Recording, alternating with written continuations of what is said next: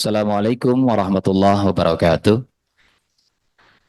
Yang saya hormati pimpinan beserta anggota DPR RI Komisi 10 beserta pimpinan Pusat Perkumpulan Guru Madrasah Indonesia dan dari jajaran MPK yang saya banggakan. Bersyukur di sore hari ini, siang hari ini kita berkesempatan untuk bersama-sama RDP berkaitan dengan sistem pendidikan nasional. Seyogianya bahwa Perkumpulan Guru Madrasah Indonesia ini salah satu mitranya adalah Komisi 8 yang membidangi pendidikan yang ada di bawah naungan Kementerian Agama. Tetapi bersyukur bahwa hari ini ada kesempatan kita untuk berkumpul dengan Komisi 10 yang dipaparkan oleh Ketua Umum kami. Salah satunya adalah ketimpangan layanan kesetaraan pendidikan. Secara regulatif, secara regulasi, dasar hukum Undang-Undang Nomor 20 Tahun 2003, seyogianya sudah cukup untuk melakukan pelayanan yang prima, penguatan terhadap pendidikan keagamaan, dulu istilahnya begitu. Tetapi nyatanya dan realita serta faktanya, tingkat partisipasi kewenangan pemerintah pusat dan pemerintah daerah ini masih jauh sekali yang disampaikan dan dipaparkan tadi. Sehingga besar harapan dari pertemuan kita usulan di RDP ini ada satu penguatan sistem dari RUU ini, kesetaraan layanan pendidikan antara pendidikan yang ada di bawah naungan Kementerian Agama dengan pendidikan yang ada di bawah Mendikdasmen.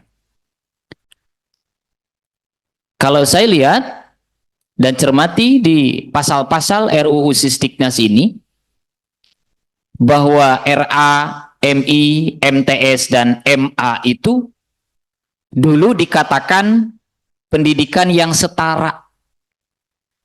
Sehingga faktanya, kita sangat sulit untuk menentukan dan membuat regulasi peraturan daerah Bapak dan Ibu. Kenapa demikian? Karena Undang-Undang Otonomi Daerah secara implisit, kewenangan pemerintah daerah itu adalah pendidikan dasar dan menengah. Di dalamnya adalah PAUD. Sekarang istilah PAUD itu muncul kembali. Dan kita ingin mempertegas bahwa PAUD itu klasifikasinya tadi disampaikan ada RA, ada Bustanul Atfal, ada TK, dan selanjutnya. Maka momentum ini penting. Kalimat-kalimat pendidikan RA, MI, MTS itu harus muncul di dalam sistem pendidikan, dalam undang-undang sistem pendidikan nasional ke depan. Kenapa demikian? Kalau ini tidak muncul Bapak dan Ibu, ini akan sama kembali kepada layanan yang tidak berimbang. Utamanya nanti kepada porsi-porsi anggaran yang diberikan. Kita sudah sampaikan di poin-poin itu, bisa ditayangkan. Bahwa secara undang-undang saja, pemerintah wajib mengalokasikan 20%. Apakah 20% ini dari APBN sudah terrealisasi? Toh nyatanya dan faktanya, tadi kurang lebih 61% guru di lingkungan Kementerian Agama itu belum tersertifikasi. Ini problem bagi kita kalau tidak muncul kesetaraan layanan pendidikan untuk semua. Oleh karena itulah maka melalui hadirnya Sisdiknas ini dapat mengakomodir satuan-satuan pendidikan yang ada di lingkup Kementerian Agama. Itu poin pertama.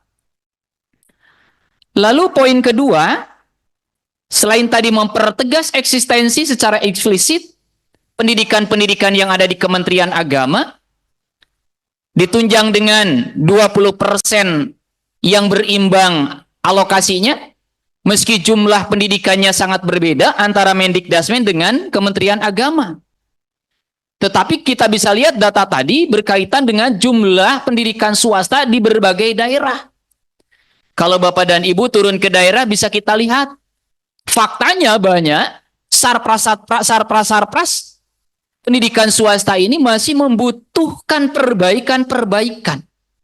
Guru-guru menjerit ingin diangkat P3K, ingin dipercepat PPG-nya, ingin PIP-nya tuntas, dilayani semuanya. Ketimpangan-ketimpangan itulah ingin kita kiranya mensejajarkan terkait dengan kesetaraan layanan pendidikan yang sama.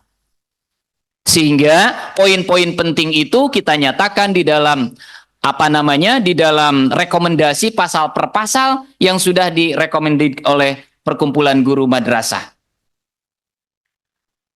Nah, lalu yang selanjutnya, yakni berkaitan dengan bahwa pengembangan karir guru dan tenaga kependidikan penting dan wajib untuk diapresiasi oleh pemerintah. Pendidik misalkan dalam istilah RU itu, atau guru dalam pendidikan formal di jenjang RA, MI, MTS, dan MA atau MAK, maka dari sisi setelah dia mengikuti pendidikan profesi, maka tunjangan profesinya wajib dijamin kesejahteraannya oleh pemerintah kita.